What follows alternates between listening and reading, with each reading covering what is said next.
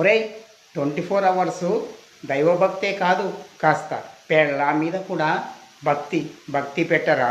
ఆఫీస్కి వెళ్ళుడు ఇంటికొచ్చుడు కాదు, అర్థమయ్యిందా?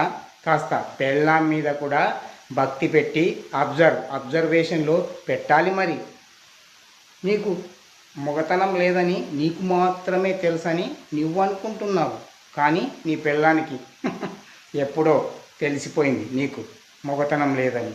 అందుకే అది పక్కింటోడితో లెగిసిపోవడానికి రెడీగా ఉంది. గోల్డు 25 లక్షల క్యాష్ రెడీగా తీసుకొని అక్కడ నిలబడి ఉంది వాడి కోసం. అర్థమయ్యిందా నీకు?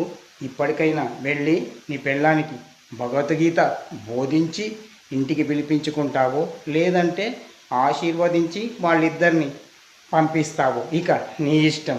త్వరగా వెళ్ళి నీ నిర్ణయం ఏందో తేల్చుకో.